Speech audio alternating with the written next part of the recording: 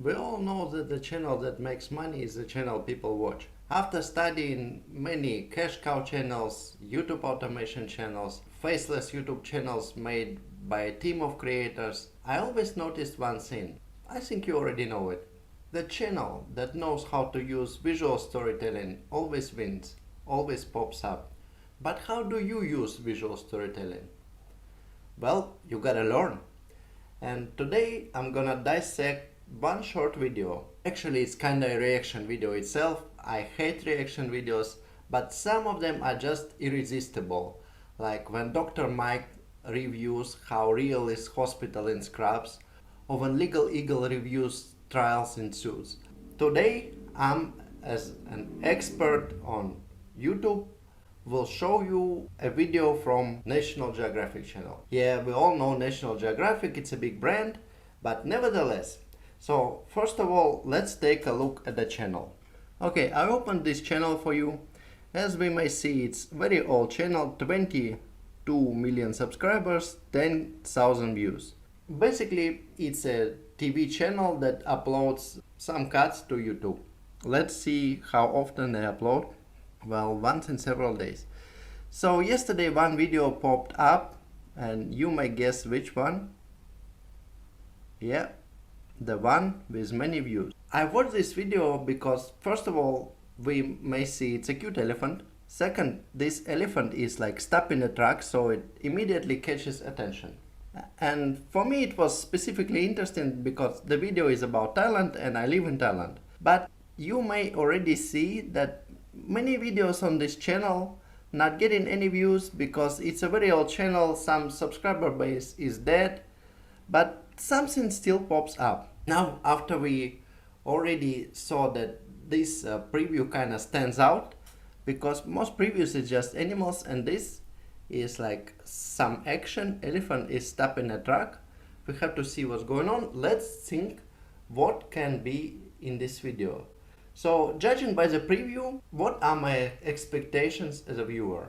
If I watch this video, I expect to see basically the scene when the elephant comes out to the road and stops the truck and like maybe a reaction of the driver, like what's going on. Basically, it's a 30-second scene. So even if you have a good scene, like some action, your viewer's expectation is 30 seconds. Your viewer really wants 30 seconds of your video. How can you build a real video, several minutes, around 30 seconds of footage? Basically, you cannot use it in any real strategy when you're building a YouTube channel. It's worthless. If you look deeper, it's a 5-minute video. So this video stands out on a channel that is very old and not getting many views for many new videos. So what did the editing team do to make viewers watch the whole 5 minutes? Let's watch the video and analyze it. Okay, Thailand.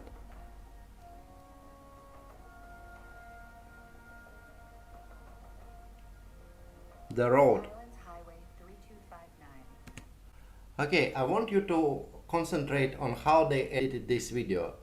The story is about Thailand and sugarcane plantations. Okay, now we're moving to the road.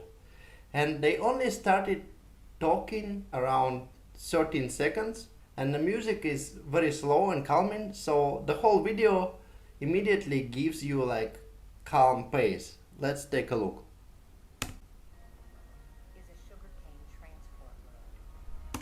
It starts as an explainer video about sugarcane traffic and they use in background music which tones the pace of the video.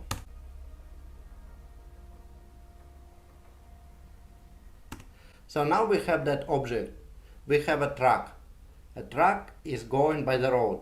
Now we in anticipation, we're waiting for the elephant.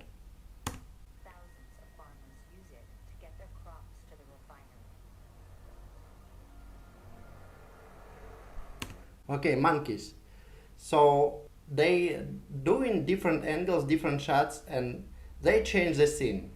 So editing technique, I would say still slow, but they showing different beautiful scenes. So people who like love nature, love cute animals, they would love this editing. For some younger audience, it would probably be not interesting, too slow pace.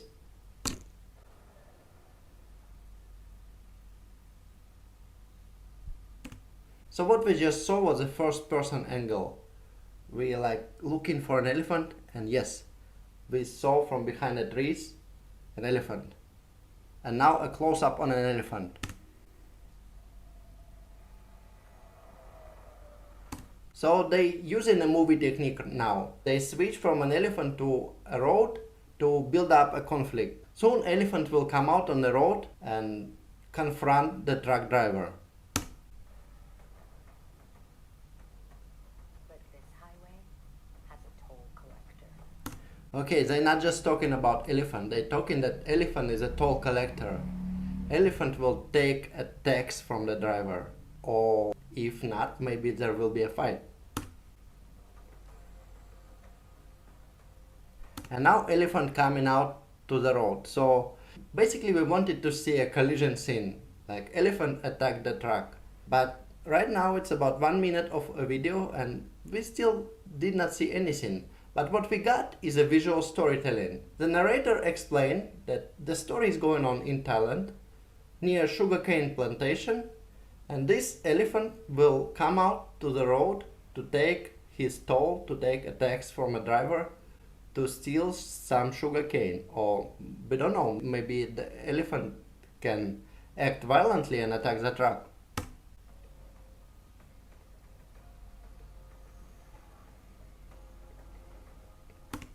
You see here a slow pace. This whole video deliberately chose slow pace because the actual footage is like 30 seconds. But to create a story you need more than 30 seconds.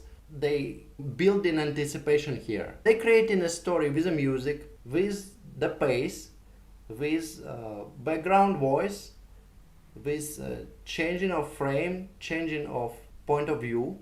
Let's take a look what will go on. Locals call him the Don. So elephant has a name, so it allows you to deeper dive into the story. And this is his territory. He's a master deal maker, calculating risk versus reward. Listen to the voice. It's not the voice you will get from a YouTube automation service. It's a real professional voice actor. The tone creates the story. To get what he's due.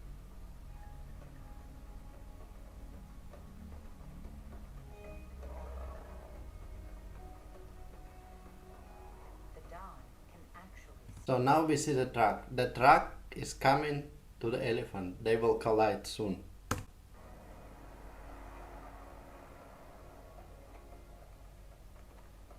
He can gauge quantity using his sense of smell alone.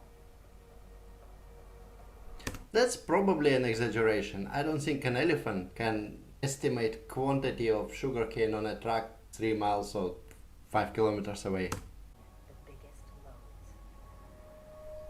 loads. Okay, now we have the driver's perspective.